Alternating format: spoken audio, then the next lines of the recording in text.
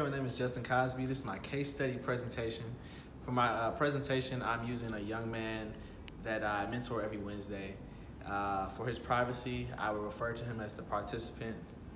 Thank you. The ideal method are steps used to help a child overcome a problem, whether the problem being academic or developmental. Its end goal is to help the child improve. Looking at the ideal method, the I stands for identify, the D stands for define, the E stands for explore, the A stands for anticipate, and the L stands for look and learn. I, identifying problems and opportunity. With my case study participant, he is an 8th grade student that has been reported as having a 3rd grade reading comprehension level. While working with him, I do not think it is that low at a 3rd grade level. However, it is still lower than his peers and lower than it needs to be. He also has a problem not completing his homework or not doing it at all. And for that reason, he is failing most of his classes. D, define goals and represent the problem.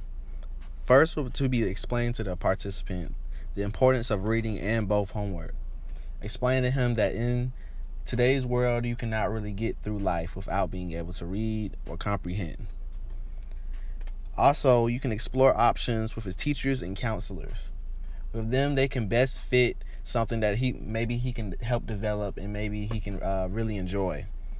Goals really would be to get him to turn in his homework on time, increase his reading scores from previous years, and an overall improvement on his academic performance. E, explore possible strategies. One strategy could be getting him to read more frequently. Reading books on his level and reading ones that he actually enjoys is a great way to increase his reading level and reading comprehension. Another one would to be incorporate language arts into everyday life and gradually increase with difficulty. Him being able to maybe spot a hyperbole or some form of personification while in an everyday sentence or everyday conversation is a great way to let you know that he is improving on the work that he needs, and it's a possible strategy to help him improve. And practice. Stuff like this is going to take time, and it might be frustrating at times, but just keep practicing and practicing will help him get better and hopefully help him get to the level that he needs. A, anticipate outcomes. Have a best case and worst case plan scenario. So, and being realistic, he might have to repeat the 8th grade. However, that could be he might see it as a negative, but it could actually be a positive because that will allow him to hopefully better his skills and get them to where they need to be. While maybe he gets the scores needed to pass on to the 9th grade on his end of year test.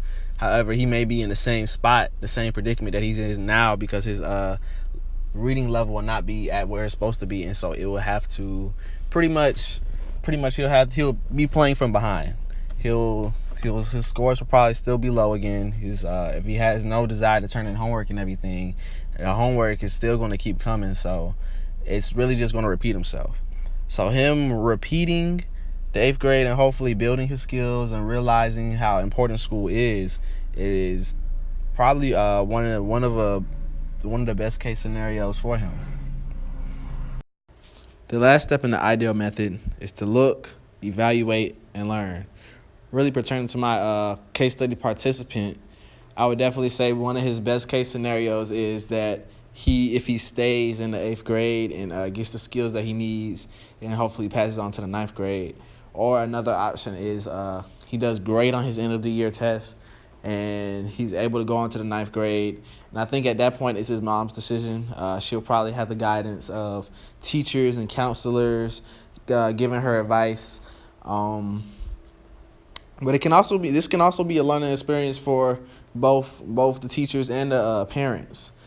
They're really seeing if we could have maybe got to him earlier in the year and maybe address some of the problems, address some of the situations, this might be able to be avoided. So this can really be a learning experience not only for my case study participant, but for almost everybody else that was involved. All right, thank you for listening to our presentation. Hope you have a great rest of the day. Good luck on finals.